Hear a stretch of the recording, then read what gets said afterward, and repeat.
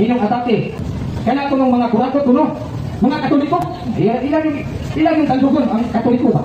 Kung sa mga ilang makita diha sa TV o bisan asa ng mga social media platform, ilang din ang ipahi tanan sa Katoliko. Awa man po ng Katoliko, ginay kay tinuod man po.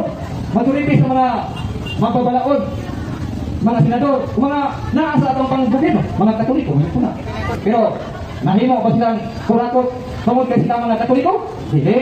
Nahimo silang mga kurakot tungod kay wala nila puy ang ilang pagkakatoliko. Sa laktod na pagkasulti, kulang sila og katikisin. Hosea 4:6, napukan ang akong katawhan tungod sa kulang sa kahibalo.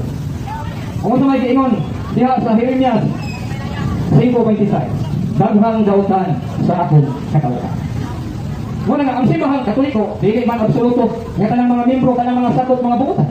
Kaya ang simbahang Katoliko, langkog man sa tanang klase sa mga tao, mga makasasala, mga dautan, o mga balaan. Muna nga, ang simbahang Katoliko, tanang klase sa tao, mga dautan, mga balaan, o mga makasasala. San Mateo, Kapitulo 9, versikulo 13, wala ako maanhi aron patawag sa mga matarong, kundi alang sa mga makasasala. Muna nga, sa 12 ka mga apostol, ang atong Ginoong Hesukristo mismo, mao'y nagpili. Apan, wala man gali na perfect. Ano na pa kung usa sa 12 ka mga apostoles nga nagbudhi ni Ginoong Hesus. Apan, kung atong sabton ba, tungod ba kay adunay usa ka apostoles nga nagbudhi ni Ginoong Hesus, nasayop na ba ang atong Ginoong Hesukristo sa pagpili sa iyang mga apostoles? Wala.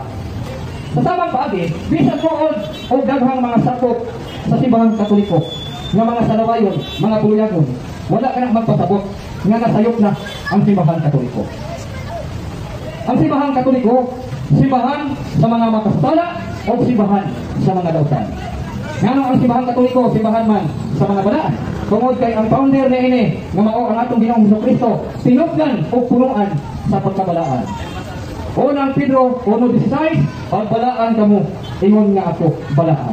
Mao nang ang simbahan Katoliko, simbahan sa mga balaan.